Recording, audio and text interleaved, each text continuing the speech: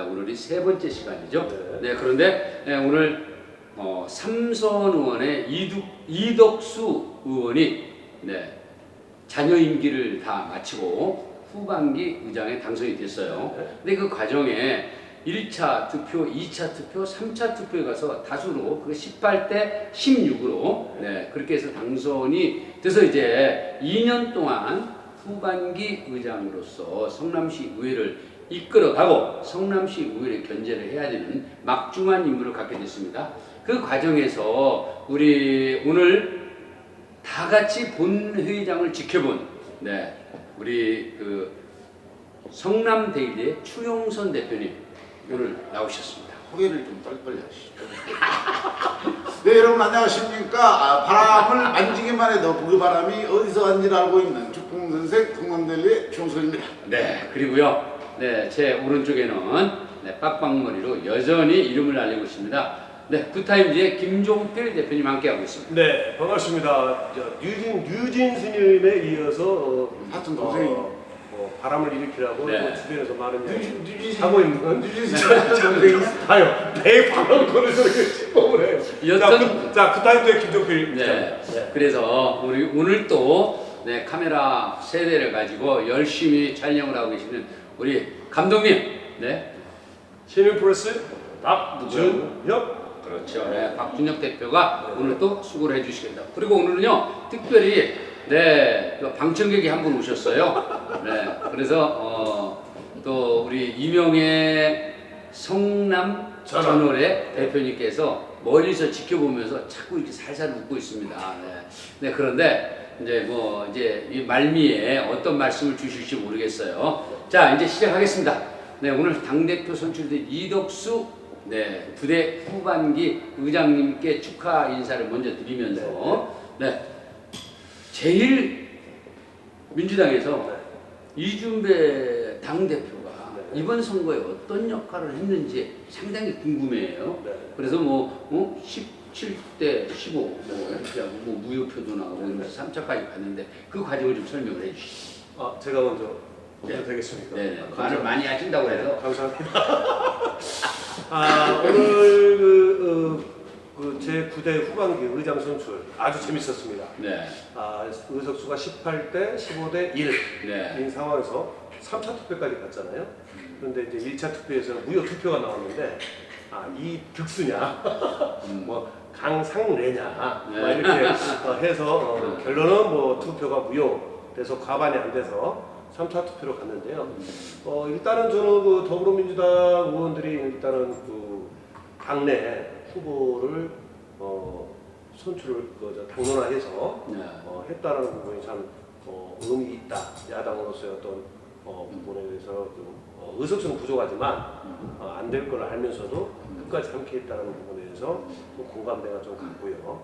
그다음에 이제 국민의힘 같은 경우는 이제 2차 투표까지는 상당히 불안했던 상황이었지 않습니까? 그래서 3차 투표 때 어떤 또 정회 후에 회의를 통해서 어떤 가이드라인을 잡았는지 모르겠지만 여튼간에 이제 18대 16으로 해서 3차 투표를 마무리됐는데 앞으로 이제 후반기가 더불어민주당과 국민의힘이 어떻게 의정 활동을 펼치고 또 후반기를 2년 동안 갈지. 그거 이제 좀 이따 말씀하시고 관심이 이제 여기서 빨리 안 끝낸다고 뛰쳐나올 준비를 하고 제가 이쪽으로 마이크를 넘기는 겁니다. 정명환 대표가 전방위 대표 2년 했지 않습니까? 지난번에 그렇죠. 우리가 말씀드린 대로 정명환 대표가 후반기에도 당 대표에 나가가지고 10대 8로 이겼거든요.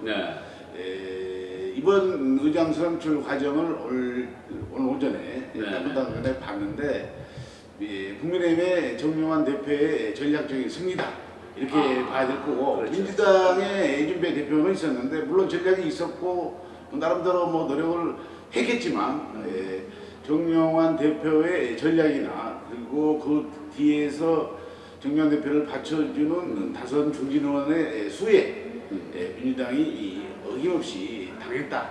물론 수적으로 부족하긴가 중과 부족이긴 하지만 그래도 의장은 어쩔 수 없지만 의장만큼은 민주당이 가져가야만 되지 않느냐. 의석수가 47대 53%거든요. 그러면 의장 정도는 전반기에도 국민의힘이 가져갔는데 후반기도 다시 국민의힘에서 주는 부분은 원구성 부분에 있어서 전략 미스 내지는 협상이 부재했다. 오직 중과부쟁이 숫자 15명 가지고 의장 하나만 내줬다는 거로는 도저히 이해할 수 없는 원구성 협상 자세였다.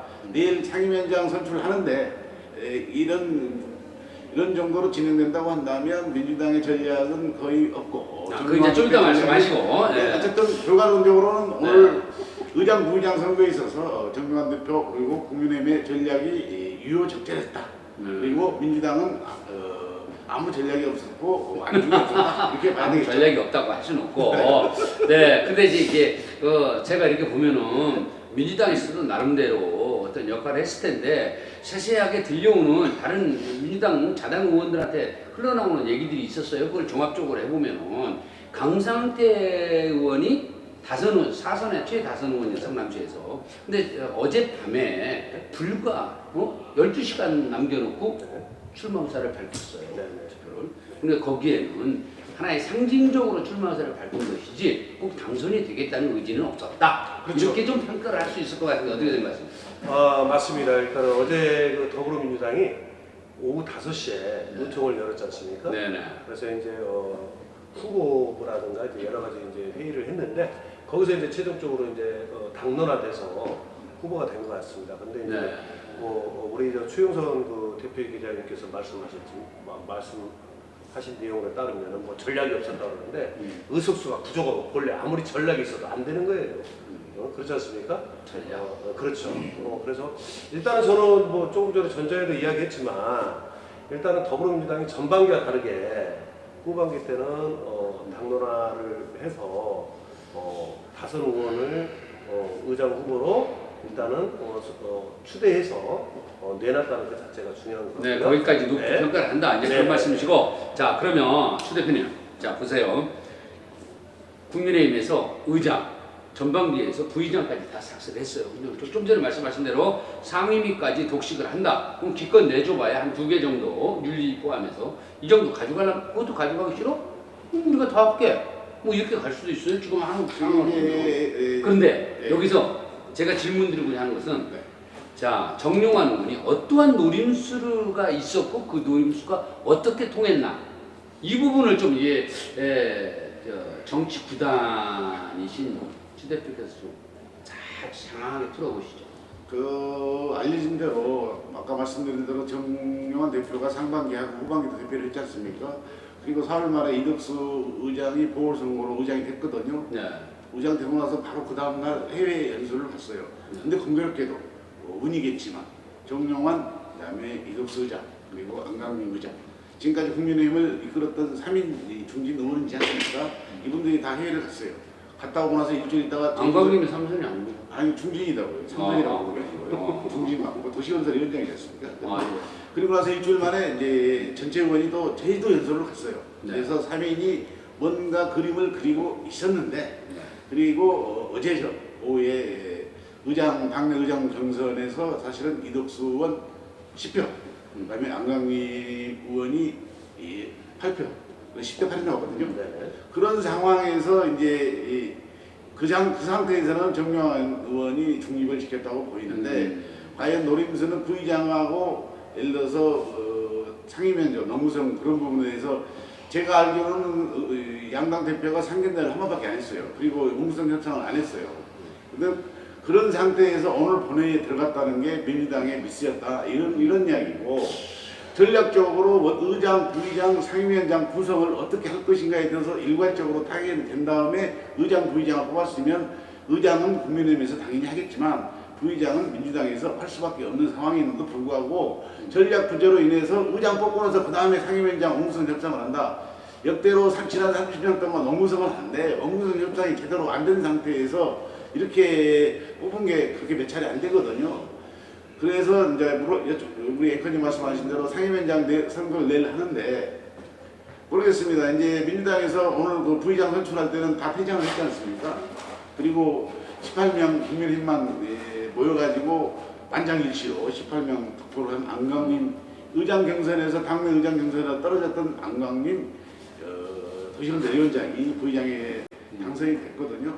그러면 상임위원장 4자리 그리고 위에 운영위원장, 윤리위원장, 예결위원장. 윤리위원장은 모르고 오더라도 국민의힘에서 예를 들어서 18명이 다 민주당이 퇴장하더라도 참여하지 않고라도 다 18명이 뽑으면 민주당은 뭐 상임위원장을 하나도 못 가져가는 그런 경우가 생길 수 있고. 안국수 의원이 삼선 의원인데 의장에 출마를 하진 않았어요.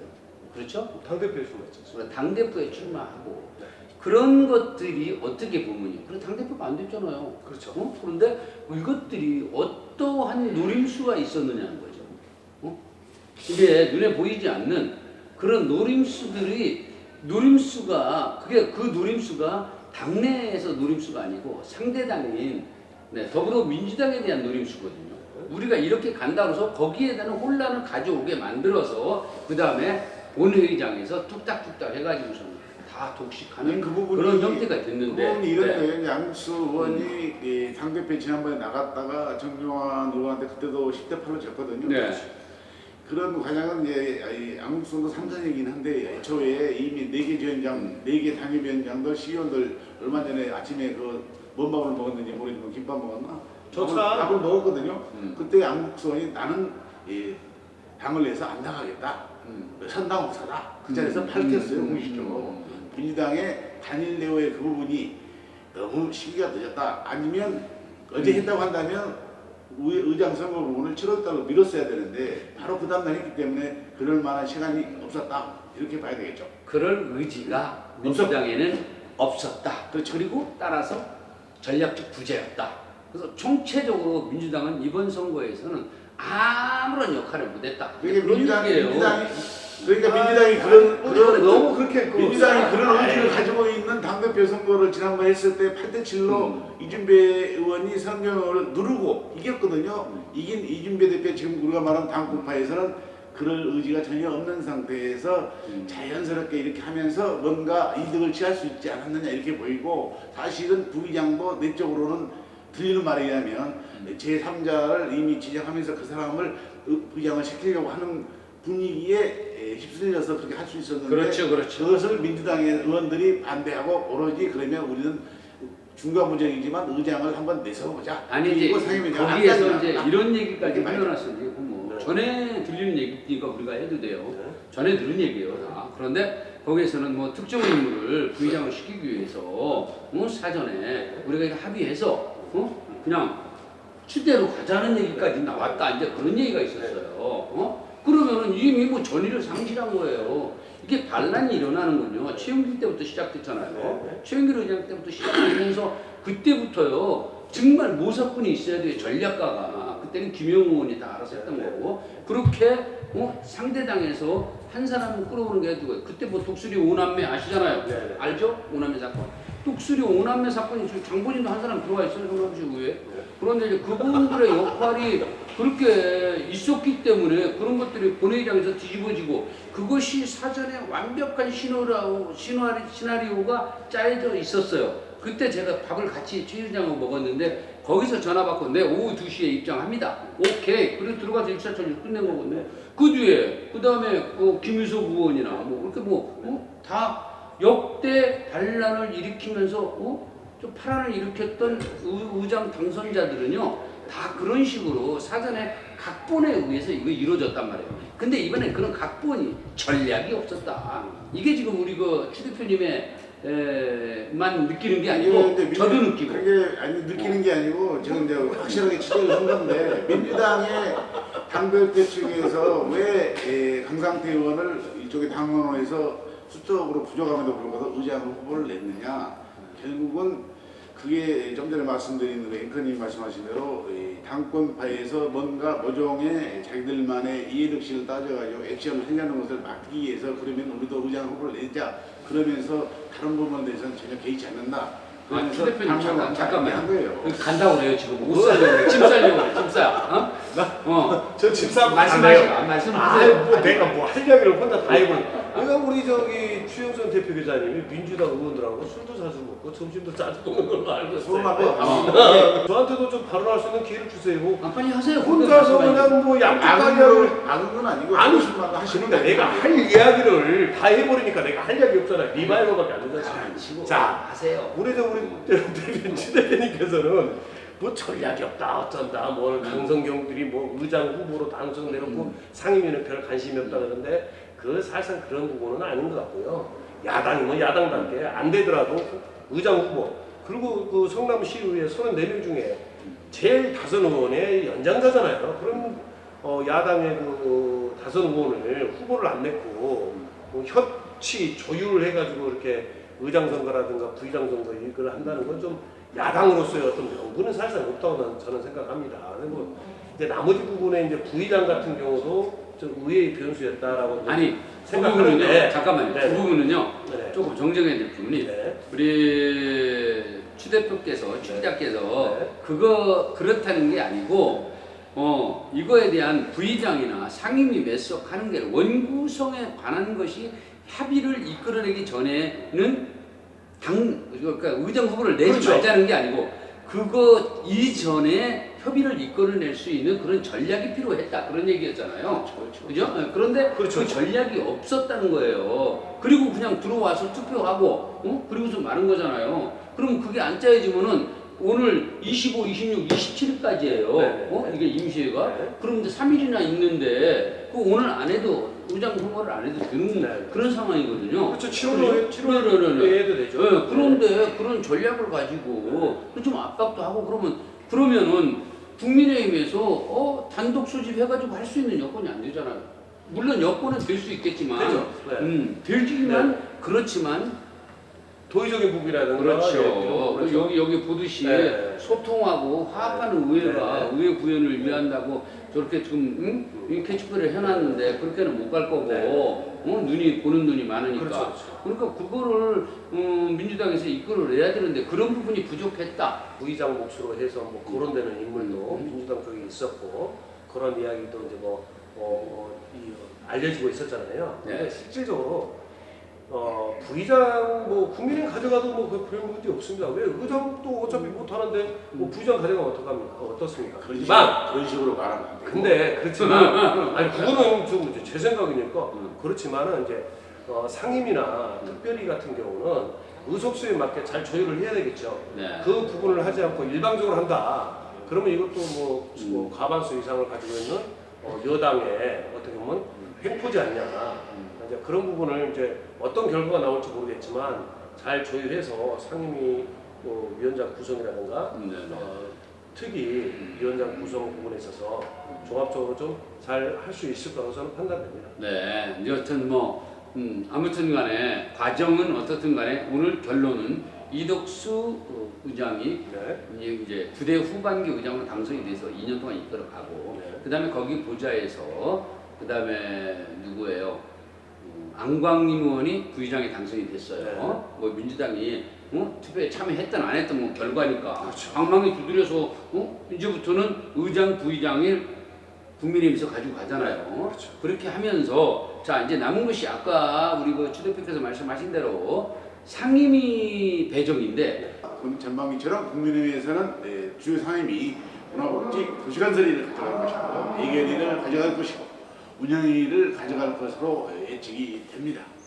결국 어쩔 수 없이 숫자에서 늘기 때문에 내일 예정되어 있는데 국민의힘은 당연히 참여하지만 민주당이 참여할지 아니면 참여했다가 퇴장할지는 모르겠는데 그렇게 된다면 국민의힘의 뜻대로 모든 것이 되고 후반기 원구성 협상은 전자에 제가 말씀드린 대로 민주당의 전략이 있었던 없었던 간에 중요하지 않고 전략 부재로 결국 국민의힘의 10대 0 완승으로 끝날 것이다 이렇게 전망이 되네요. 네, 그렇게 전망을 하셨고 그리고 상임위 구성에 더불어서 의장 또 국민의힘이 어떠한 그 소통하고 서로 화합하는 그런 의회를 이끌어가기 위해서 어떻게 해야 된다 그런 거 좀 힘이 일단은 지금 이제 오늘 그 의장하고 부의장 오늘 이제 당선이 돼서 가지 않습니까? 그러면은 이제 후반기 아무리 이제 의석수가 좀 많이 과반수 이상이다 하더라도 그래도 이제 시민을 대표하는 의원이기 때문에 그래도 어느 정도 소통과 화합하는 부분에 있어서 상임위 구성을 잘 해야 되지 않을까. 그래서 이제 제가 봤을 때는 좀 한 4대 3 정도의 비율 정도로 가지 않겠느냐. 의장, 부의장을 빼고 4대3 정도로 좀 가줘야 되는 거고 네. 도시건설이라든가 문화복지체육이라든가 그쪽 위원장을 하겠죠. 네. 그다음에 이제 예결이라든가 그다음에 의회 운영이라든가 요 4개 정도는 하고 이제 이거를 뭐 이제 윤리라든가 뭐 경제환경이라든가 행정 쪽을 민주당 줬을 때 과연 민주당이 그걸 받겠냐 안 받겠냐 이제 그 부분이 이제 사실 국회 봐요, 봤잖아요. 네네. 그래서 안 그러면 우리가 다 할게. 국힘이 우리 명분이 있어. 줬는데 안 해?